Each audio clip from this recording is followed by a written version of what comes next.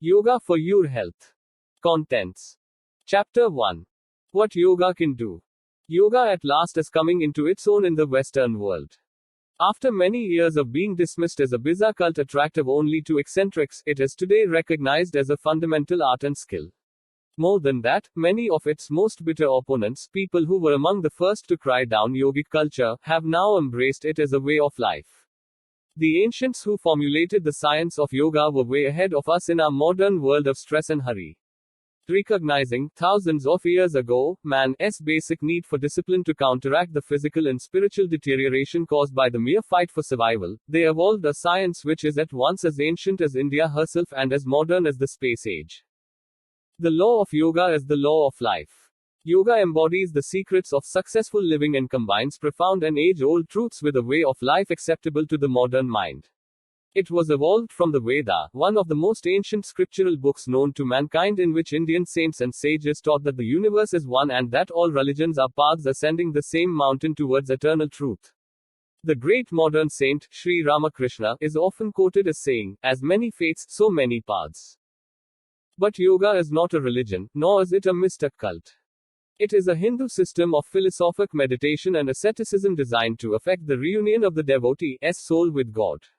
It is a philosophy which integrates the individual life and the world surrounding us to achieve a basic harmony and equilibrium in the heart and mind of man. How is physical health a part of so spiritual a philosophy as yoga? Simply that the trichotomy of our lives, divided into body, soul and spirit, is echoed in the complete yogic philosophy, whose three approaches, asana, posture, pranayama, breath control, and meditation, are unified as one approach to self-discovery. One of the fundamental doctrines of yoga is that God is within each one of us, but he reveals himself only in conditions of purity, both spiritually and physically. To function on a higher level, either mentally or physically, the first step must always be to rid the body of the impurities that cause disease and which impede spiritual development. One can draw the analogy of the window which must be cleaned before one can see the light clearly through it. This basic principle of purification underlines all yogic practice, and at the same time it aims at establishing a balance in the body so that it functions, as it were, like a perfect machine. When this state of physical balance is achieved, the mind can then be controlled and can realize the ultimate in pure thought and reason. I have yet to meet anyone who can successfully employ the techniques of mind control while plagued with indigestion, asthma, a thumping headache, or any other of the ills and stress symptoms which plague modern man. So first things first. Physical ills drag one downwards, and the disciplinary science of Hatha Yoga was evolved that the body would be freed from pain and disease. This book is primarily concerned with this yoga of the physical body known as Hatha Yoga. While the body and the mind cannot be separated and the health of one affects the health of the other, I have laid stress on the day-to-day problems and ailments of the average person who wishes to improve his general health. Not everyone has the mystic vocation to achieve union with God, the universal spirit, which is the primary aim of all yoga, but everyone would like to know how to improve his health. Many Westerners, moving as they do in a world of hurry and stress, feel that yoga holds nothing for them and that the whole philosophy is rather remote, vague, and impractical. In this book, my aim is to show readers how the ancient system of yoga provides an effective answer to the many problems of our modern life. You can take an active part in the hurly-burly of everyday living, and yoga will act as a protection from the numerous stresses of your environment. While best results are obtained by exercising and practicing breathing and relaxation alone, nevertheless you need not become a hermit to achieve success and improved health through Hatha Yoga. Recognizing then that you are not a mystic and you do not wish to spend years in meditation and mental discipline to find the true meaning of God and life, how then can yoga help you? Let us consider your problems. Are you overworked and tense, and do you find it impossible to relax even in bed at night? Are you overweight yet lack the willpower to diet? Do you sometimes find yourself unable to cope with the dash and tumult of everyday life? Are you irritable, worried, nervous? Are you plagued by indigestion and other stress symptoms? Or simply do you seek something, you know not what, which goes above and beyond the superficial level of everyday living? Yoga awaits your interest, your inspection, your first hesitant experiments. It is here, it has always been here, it is yours for the taking. Those who have delved into its profound philosophy and studied for years with patience and devotion to learn more and more have found something unique, priceless, and indestructible. The uninformed often speak of yoga as some dark, hidden practice of magical rites for attaining wondrous powers. While it is an indisputable fact that some advanced yogis are indeed possessed of such powers, they reach their state of heightened consciousness, not by bell, book, and candle, but by the disciplining of the mind, for which the first step is the perfecting of the physical body, through Hatha Yoga. The inner power of yoga becomes apparent when one realizes that it has something to offer every thinking person, here and now, yet it is an ancient Hindu philosophy, its beginnings shrouded in the mists of time. The idea may sound fanciful, but the proof is manifold. Hatha Yoga is the preparation for all the higher forms of yoga, and, because of its benefits to the body and the mind, it is the most popular form of yoga and the most acceptable to Western habits of thought. At the same time, it is the most misunderstood science on the face of the earth. Many well-meaning, but misguided individuals have a disparaging attitude towards Hatha Yoga, because its special province is the physical body. But the sages who formulated the disciplinary science of Hatha Yoga recognized that the first thing man desires and needs is health, so they devised the best means of attaining and preserving it. While Hatha Yoga is the cause of much apprehension among people who affect to despise things physical and concentrate on higher matters, it has always been a source of interest to me how anyone can meditate on higher things while doubled up with pain or suffering any kind of physical discomfort. Having declared then that Hatha Yoga can help you towards better health and calm your mind so that you can solve your personal problems, I do want to stress two facts. Firstly, that the aim of Hatha Yoga is not the acquisition of a superior muscular physique but the discipline and the purification of the body, that we may forget our earthly shell enough to reach a state of heightened awareness through the control of the mind. Secondly, that Hatha Yoga is neither the easiest nor the fastest system of physical culture to show results. Why then Hatha Yoga for your health? Why not weightlifting, club swinging, athletics, or even dancing? All of these will improve the circulation, the figure, and strengthen the muscles. What has Hatha Yoga to offer in addition to this? Simply that Hatha will provide an extraordinary control over the body and awaken the mind and spirit, the higher self if you like, as no purely physical culture system could possibly do. Also, the above-mentioned activities are beyond the capabilities of a large section of the community, the aged, the infirm, the lame, and the physically frail. Those activities involve violent movement, whereas Hatha Yoga is essentially a static science. Basically, one gets into a yoga posture or asana and remains so for as long as possible. Stress is laid on pressure of certain organs, glands, and muscles rather than on movement. When movement is necessary in Hatha Yoga, it is always gentle and graceful, therefore anyone can benefit from yoga regardless of age, sex, race, walk of life, or religious belief. It is a universal science. It can lead to more abundant living and a new awareness of higher things through ridding your body of the pains and diseases which drag your mind back into the earth when it wants to wing its way upwards towards the light. It is reported that Lord Buddha, whose philosophy is based on the Veda from which yoga was evolved, said that the first step on the way to spiritual freedom and salvation is perfect physical health. So if you are drawn towards Hatha Yoga, do not be put off by others who might tell you that you will never reach a state of heightened consciousness by turning your body upside down or sitting in various leg-breaking postures. Tell them that if the blood is impure, then the brain, the nerves, the psycho-spiritual life, yes, even the thoughts cannot but be affected. Tell them that a man cannot control his mind until his body is made pure and healthy. Even if you do not aim at mental discipline, and many of you I know do not, you can with persistent practice improve your general health beyond belief. You will find that yoga knowledge, once accumulated, will begin to influence and help you in your daily life, whoever you may be. It will gradually invade every part of your life, from your attitude towards your fellow men to the way you sleep, breathe, think, and even eat. Did I say eat? What has eating to do with Hatha Yoga? It has very much to do with it. It is a strange fact that yoga's doctrine of non-violence very soon influences even the most enthusiastic meat-eater to think again about a vegetarian diet. As the senses become more acute through the practice of yoga, one begins to experience a distaste for all forms of killing and violence. Meat becomes unpalatable because many devotees of yoga are actually able to see the astral bodies of the slaughtered animals as they tuck into a thick, juicy steak. Their senses gradually becoming awakened, they think on things that never occurred to them before, and in the case of slaughtering helpless animals, they begin to understand and revolt at the hideous practices that go on in abattoirs all over the world. So you have been warned. You who are reading a book on yoga for perhaps the first time in your life, you who have eaten and enjoyed meat and fish for many years and intend to go on doing so, you will suddenly discover, if you practice yoga, that meat is not quite so delicious as you hitherto thought and that other foods, cheese and vegetables and fruits, taste much better.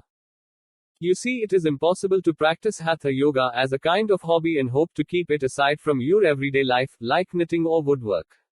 Inevitably, it must influence your whole life and thought and make you, not a different person or even a better one, but into your real self, denuded of all false pretense, of false values, and of unreasonable fears and inhibitions. If I have alarmed you in any way or made you feel that yoga is going to prove far too complicated a thing in your orderly life, let me hasten to assure you that the influence of yoga cannot be otherwise than beneficial. While yoga is not, as I stressed at the beginning, a religion, nevertheless those men who devote their whole lives to it become saintly and intensely spiritual. This applies to devotees of Hatha as well as the other yogas, which proves conclusively that though Hatha's province is the physical body and its perfection, in the last analysis Hatha Yoga is a spiritual discipline. You may consider Hatha Yoga either as a special subject in itself or as an adjunct to other forms of yoga. Whatever your reason, and there can never be a bad reason for doing something good, yoga can help you with your everyday problems on all levels. As you grow healthier and more relaxed, you become more gentle, less inclined to fits of irritation and temper. Yoga provides the counterweight so urgently needed to the ever-increasing nervous, mental and physical tensions of our modern life. All the exercises or asana of Hatha Yoga are based on the formula of stretching, relaxing, deep breathing and increasing the circulation of the blood and the powers of concentration. Yogic culture is divided into 8 sections. Yama, ethics. Niyama, religious observances. Asana, postures. Pranayama, breathing exercises and control of the breath. Pratyahara, withdrawing of the senses from external objects. 6. Dhyarana, concentration. 7. Dhyan, meditation. 8. Samadhi, super-consciousness. It is with 3 and 4 that this book is primarily concerned, for these sections are the beginning of all yoga, without which you cannot hope to gain mastery over yourself and learn the secrets of the universe. According to the Yoga Shastras, the Yoga Asana total the staggering number of 840,000, but the important ones number only 84. Of these I have described all but the most difficult. This is a book primarily for the Westerner and the beginner in yoga, and as such it does not contain postures suitable only to advanced students who are able to practice many hours a day. The asana included in this book will suffice to bring the health of the average person to a far higher level than hitherto experienced, and, combined with the other practices described in this book, will open out a new horizon beyond the banalities of everyday existence. Let me warn you that yoga is another word for hard work. Indeed, some say it is all work and no play. That may be so, but all the same, if you have read thus far, your mind must be searching for something, and if that something is yoga, then you will not be deterred by the mere thought of hard work. Rather, you will glory in it, for there is a sense of great achievement in self-discipline. Yes, Hatha Yoga is discipline all the way. I can show you the path up the mountain, but it is up to you to climb. With the best will in the world, I cannot do the hard work for you. But if you choose this path, all you need to follow it is determination. If you have it, you cannot fail. If you lack it, you cannot begin. There is an innermost center in us all where truth abides in fullness, and to know rather consists in opening out a way whence the imprisoned splendor may escape. Browning. Chapter 2. Relaxation and stretching. No one, I think, would disagree with me when I say that the pace of modern life, especially in the big cities, is destructive. Why? But why is everyone intent on doing something all the time? Do they imagine they are missing something if they go to bed with a book, or sit and think, or just sit? Some people cannot tolerate being alone. Their own company is inexpressibly boring and depressing. But why? If only these unfortunates could catch even a solitary glimpse of the rich inner life of the spirit, and the awesome power of clear thought. People who rush about in a frenzy are often not the ones who get the best results. What about the man who has had the time to think? Who has made the time to think? While others rushed dizzily past him, he has been evolving ideas, building and planning in his slow but constructive mind. It has been said that much of the good work of the world has been done by the dull man who has done his best. Yoga will not teach you to be dull, rather the contrary, it will teach you to be more magnetic, but it will show you the importance of knowing when to slow down. The ancient Chinese believed in the theory of masterly inactivity, and this served to lay down the foundation of a unique civilization. By inactivity, I do not mean idleness, laziness, or mental inertia. Yoga is not for the lazy. No, yoga's inactivity serves as a breathing space among the bustle of everyday life so that one can recharge the batteries of one's physical and mental processes to pursue life with renewed energy and clearer thought. Yogis realized, centuries ago, that the mind always functions better in a state of relaxation. Force yourself to work and the result is a headache, weariness, and a lack of spontaneity. In those fields of work where creative ability is constantly called into play, this spontaneity is of vital importance. No one wants to read, hear, or look at something dragged from a fogged and tired brain. Yoga's first lesson, then, is how to relax. I do not wish to be an alarmist, but the sheer inability to relax sends many millions of people to their graves 10, 20, sometimes 40 years before their time. So let us first consider how you are, here and now, going to cheat the undertaker of those precious years of your valuable time. First of all, do not confuse relaxation with inertia. Relaxation has been defined as a conscious transfer of energy from one department of nature to another after an extreme tension of body and brain. A mere change of occupation is a form of relaxation. This is why many office workers play football or tennis at weekends, why many manual workers sit and watch television, why many brain workers have hobbies that involve working with the hands. For your first lesson in relaxation, let us consider that mid-morning cup of tea that most people look forward to. What do you do when it arrives? Stand and gulp it down and maybe throw another one down your throat after it. Try again. No matter who you are, a busy housewife and mother, a secretary, a company director, a cabinet minister, or a ballet dancer, stop when that cup of tea arrives. Stop. Whatever you are doing, sit down quietly even if all hell is let loose around you, and enjoy that cup of tea. Drink it slowly. Try to forget, even if you have only 5 minutes to do so, all your immediate cares, the shopping, the laundry, that lost letter, that copy your editor is screaming for, that order you forgot to push out. Let it wait. What is the very worst thing that can happen if you drink a cup of tea in peace and quiet? Why, nothing. And how much better you will feel for it, how much easier things will seem after your few moments' respite. Relax periodically and you double your efficiency. If you doubt me, then try it and see. But this is a book about Hatha Yoga, so you will want to know the yoga way to relax. Lie down on the floor and let go. That is all. And that is yoga. It is indeed. It is called Savasana, the corpse posture. Not a very pleasant name, I agree, but all the same it is one of yoga's most valuable and powerful weapons against ill health and stress. It is pictured in figure 1. Try it. Lie down on the floor, no pillows, just a rug or the carpet. Leave off your shoes and wear as little clothing as possible. Whatever you wear must be light and loose fitting. Now stretch your arms above your head and stretch out your legs and feet. Go on, have a good stretch like your cat does before it settles down to sleep. Close your eyes and let your head roll to one side. Let your hands flop where they will and imagine that your body has no bones and that you are giving your whole weight to the floor. Imagine you are on a cloud and that your body is slowly sinking through it. Keep your eyes closed and think of something peaceful, a lovely piece of music, perhaps, or the sound of the sea. Put on a soothing record if you like, or open the window and listen to the birds. Tell yourself that you are drowsy and comfortable over and over again.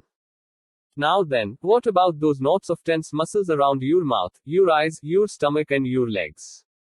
Go over all areas of your body and locate any knots of tension there might be. Be stern with them. Make them loosen up. Very likely they will tighten up again as soon as your back is turned, so to speak, but keep your mind's eye open and consciously and repeatedly relax any clenched muscles. The worst offenders by far are the muscles of the face. You are clenching your teeth and your jaws right now, are you not? You would be surprised at the number of people who do that, even in their sleep. The countermeasure is yawning. Do it as often as you can, but do please choose appropriate times, as yawning is not socially acceptable in many circles and your commendable efforts to teach your facial muscles to relax might be misinterpreted. Open your mouth as wide as you can, stretch your jaws, tense your facial muscles, and then suddenly relax them. Keep practicing that movement and you will soon rid yourself of teeth clenching. That in itself is a good start. So you are lying on the floor in the corpse posture and you are finding that it isn't as easy as it looks to relax. It is easy to lie down on the floor, but you think I am unreasonable to ask you to relax every muscle, do you not? But it can be done. I can do it and so can many other people. It takes constant practice, but how worthwhile is time spent towards this end, for Savasana is one of the greatest vitalizers known to man. Perform it whenever you are tired, angry, upset, or brain fagged. Perform it whenever things get on top of you. It is not time wasted. It is yoga's masterly inactivity, working for you. No one is too madly busy to be quite unable to practice the art of relaxation at least once a day. Give to it a little of your time and it will repay you 1,000-fold. What about those few minutes before you get into bed at night? Are you too busy then? When you have made some progress with Savasana, your feet will be set firmly on the yoga path. Its great influence will begin to work for you. As you grow more and more able to smooth away the tensions in your body, you will find that the tensions in your mind will also become less. Problems which seemed mountainous will, if you practice and perfect the art of relaxation, be reduced to a size whereby you can cope with and overcome them. But to return to you lying on the floor and thinking yourself into relaxing those tense muscles. What about that mind of yours running round in circles? What about that eye of yours on the clock? What about that nagging worry at the back of your mind that you should be up and about doing things? No, you are not really relaxing at all. Let us try again. Let us approach Savasana from another angle. I want you to learn to stretch. A simple enough request, but, you may ask, is this yoga too? Just stretching. It is indeed. As you read this book, it will become more and more apparent to you that although yoga is a Hindu science 3000 years old, a spiritually based way of life, a contemplative philosophy, and a profoundly dedicated art, nevertheless it has a real and vital place in modern everyday life, your life. A simple thing like stretching is as much a part of yoga as any of the more complicated postures which I will describe during the course of this book. Stretching then. Lie down as before on your back with your legs and feet together and raise your arms above your head with the fingers interlaced. Now turn your hands palms upwards and you will immediately feel the increased stretch along your ribs and back. Stretch your arms as far above your head as you can and at the same time point your toes and push them forward so that you feel the tension in every part of your legs, arms and shoulders. Concentrate on stretching thus far, and when, after practicing a few times, you can fully tense your arms, shoulders and legs simultaneously, try at the same time to pull in your stomach muscles, arch your spine, and to complete the picture open your mouth in a gigantic yawn. You will not make a particularly aesthetic picture at this moment, but remember that yoga should always be practiced alone and in silence, if possible in secrecy. It is not a science for the extrovert. So you can go ahead and pull faces to your heart's content, and if no one is any the wiser, you and your health will be all the better for it. Having stretched every part of your body, suddenly let go. Remember that you must stretch everything you can to the utmost, before you let go, so that the ensuing relaxation will be all the more complete.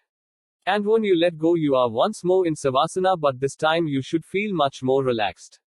But keep a wary eye open for those persistent offenders, eyes, lips, teeth, and tongue.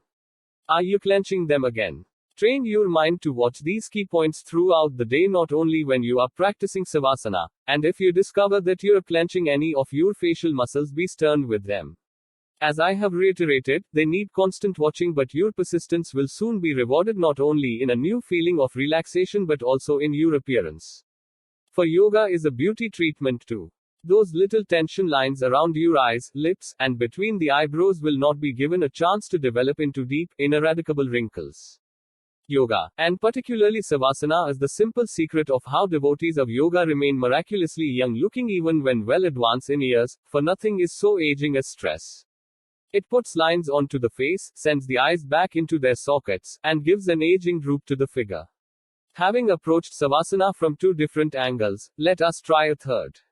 Yoga, while based on a set of unchanging principles, is not dogmatic and there is much room for personal preference and capabilities. Yoga's greatness lies in its ability to recognize every individual and not lump humanity together as so many other sciences do. Savasana, then, from a third angle. This one is rather more difficult, but you may find it rather fun. It is called the angle balance, and you will see an illustration of it in figure 33.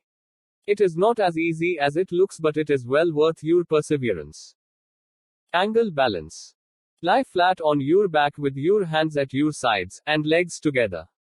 Now raise your head and shoulders off the floor, and at the same time raise your legs with your knees bent until you can grasp your toes.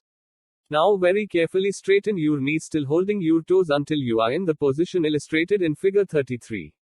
Hold this position for as long as you can and then suddenly flop back onto the floor. Again you are in Savasana, and the ensuing relaxation will be more complete after the preceding tension and concentration required by the angle. Balance. This first yoga asana, the corpse posture, is one of the most important, and although you may be itching to learn something a little more spectacular, one do want to impress on you that stretching and relaxation is the beginning of all yoga. It calms the mind and renews the body with energy in the life force which is known as prana. So do practice Savasana wherever and whenever you possibly can. Many people make their first mistake of the day the moment they open their eyes in the morning, and they start a chain reaction which echoes throughout the day. They open their eyes, look at the clock, and leap out of bed in a frenzy. The poor human body is built to withstand an appalling amount of abuse, but to subject it to this kind of punishment, day after day, is simply courting trouble. Think what happens to your nervous system when you wake up and hurl yourself out of bed in the morning.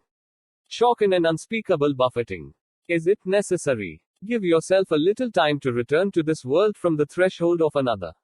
Set your alarm clock just 5 minutes earlier than usual. Try this yoga waking up routine and see the difference to your whole day. Waking up routine. The word stretching is reiterated throughout this book, and it crops up here too. First thing in the morning. Stretch up your arms with your fingers interlaced and palms upwards. Stretch your legs, open your mouth wide and yawn several times. As you lie in bed, still half asleep, keep on yawning and stretching like a cat, and then finally relax your body and do the following leg stretching exercise. Leg stretching exercise.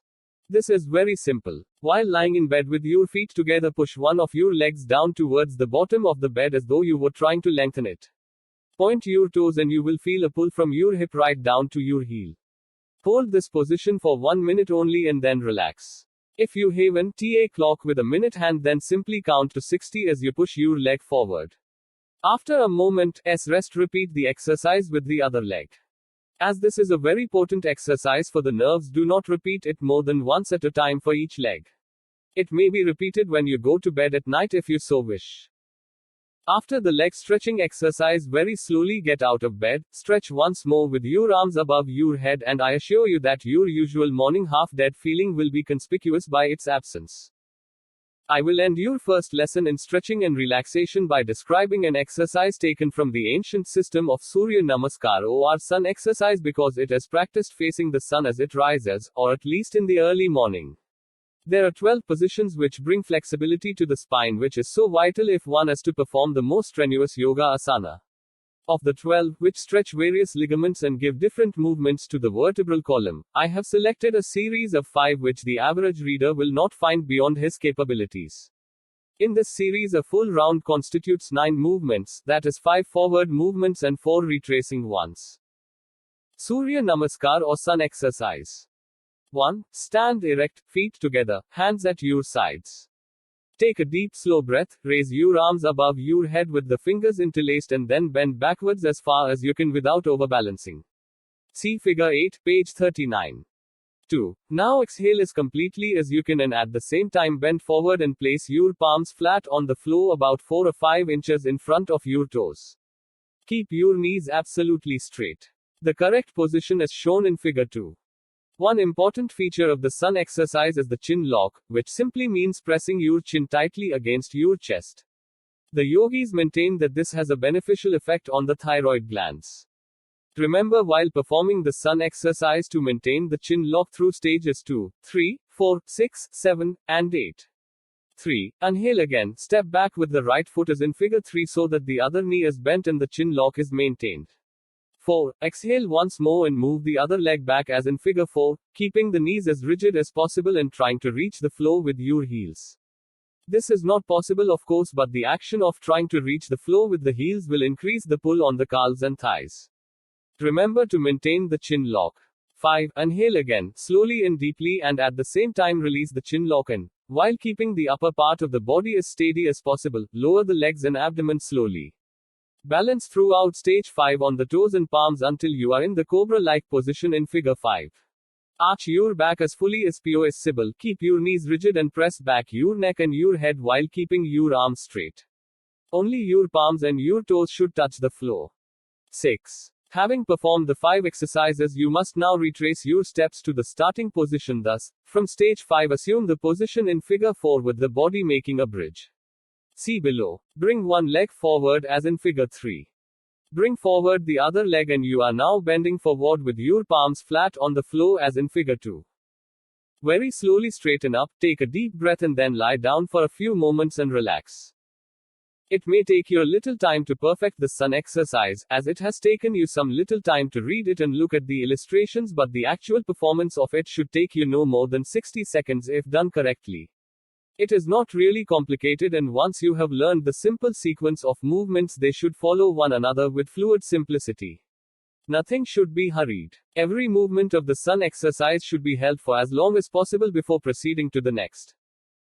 The benefits are manifold. Surya Namaskar stretches the spine in several directions and helps to keep it supple. It stretches and contracts the abdomen and so helps to relieve congestion and constipation. It tones and limbers up the muscles and has a bracing effect on the entire body.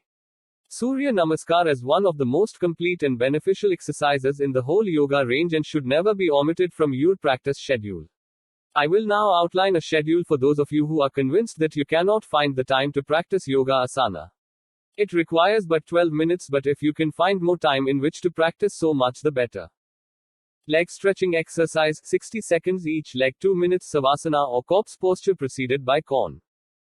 Centration on relaxing muscles, tension off. Muscles or angle balance 5 minutes. 3. Sun exercise performed slowly 4 times 4 minutes. The extra minute is to give you time to wake up. 12 minutes is so very little time out of your whole day, but you may soon find that these minutes become the most important part of your day because of your increased feeling of relaxation and well-being. In time, that alarm going off 12 minutes early will not seem like a monster but more like a welcome friend. Chapter 3. Tension and emotional stress. You are not alone, you who are tense, nervous, worried, unable to relax even in bed. You seem to be tied up in knots and you sometimes feel at your screaming wits' end. And you take relaxation pills, pep pills, tranquilizers, anything to give you a lift, and then wonder at the resulting unpleasant side effects. Can yoga help? But of course it can. Yoga doesn't like drugs, and you know, your body does not either. So if the so-called orthodox methods have failed to establish an easing of tension in your overworked body and over-worried mind, then why not try yoga's way? Yoga has often been known to succeed when medicine has failed. Proper breathing is intrinsically linked with relaxation, with the emotions, with the health of the body itself. The thoughts are reflections of the breathing habits, and so if the breathing is faulty, then the mind cannot but be affected. You can prove this for yourself by your day-to-day experiences. When you are absorbed in a book, watching television, or listening to an interesting talk on the radio, your breathing processes become slow. When your mind is afflicted by anger or sorrow, the breath becomes irregular and choppy. When you are frightened, you gasp and hold your breath, and when you are bored, you open your mouth and yawn. The exercises formulated by the yogis of ancient times in connection with the respiratory tract are all based on a close observation of the body's natural impulses. This most vital of the body's functions is so neglected by the average person that the majority of people take in only enough oxygen to keep themselves from falling dead.